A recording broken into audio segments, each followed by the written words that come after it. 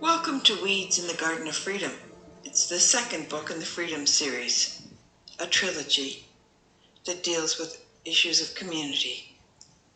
We're on chapter 8, that's called Deflection.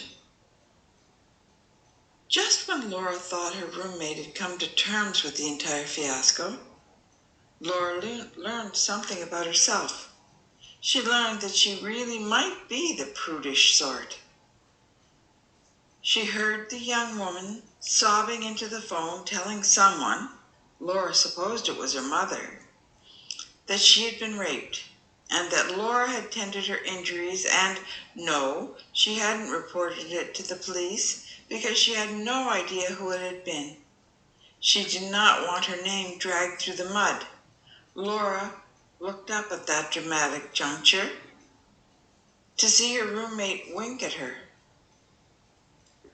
Later that evening, Laura returned to her dorm room, and she was given an entire page of notes telling her what she was supposed to tell anyone who asked about the situation. There were different versions for different audiences, and the note directed Laura to memorize them and then destroy the paper. The first version of events was her roommate had been raped coming home from class. Laura stopped at that point, wondering when the last time she saw her roommate go to class had been.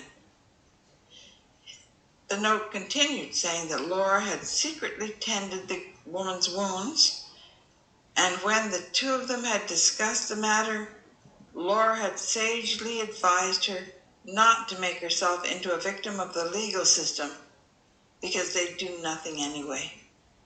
Laura had neglected to tell her about the potential risks of pregnancy, though, and the stalwart roommate soldiered on with her life and study until the pregnancy became obvious.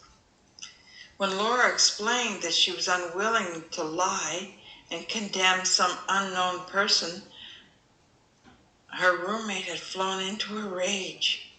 She screamed that she was the one who would lose her university education. She was the one who was saddled with a child by a sperm donor who'd had his fun and he'd never even pay a cent of child support.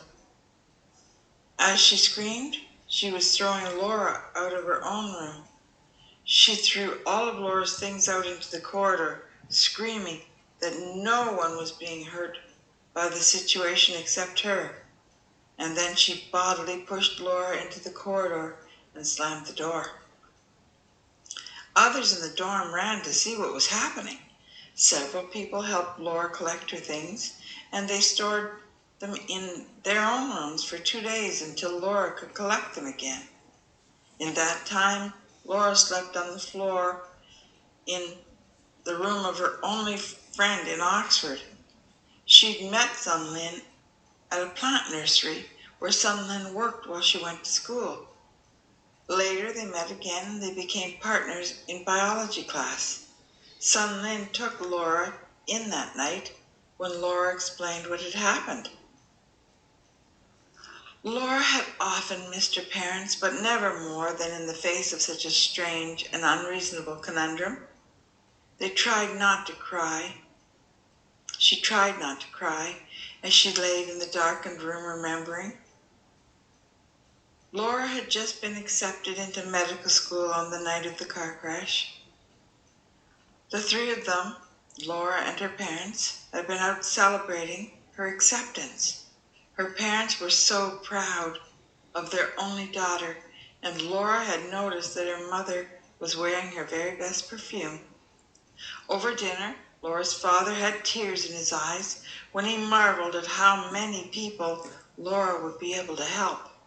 "Think of the families you'll comfort," he whispered.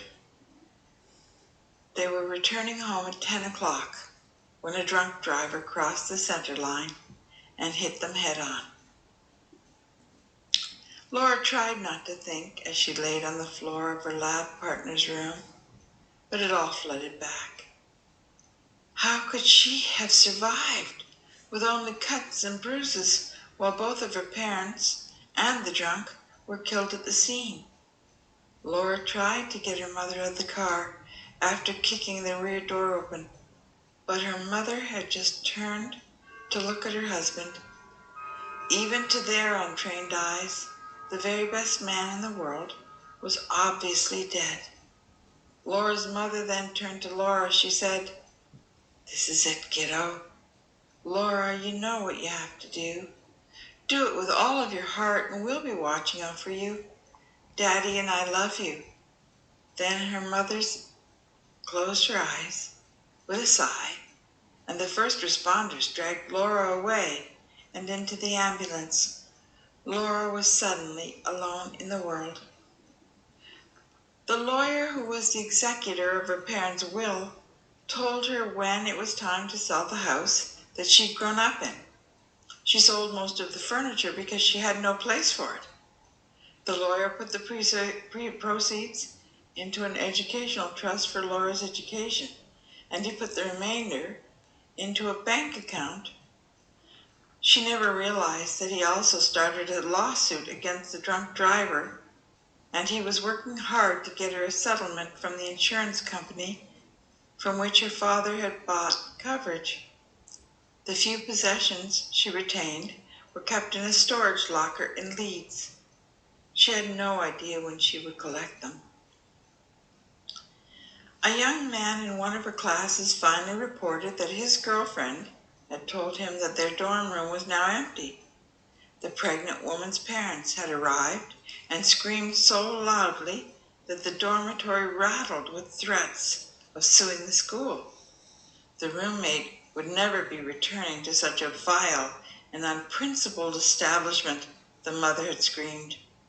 She called down biblical curses on the entire school. Laura felt bad about being so relieved.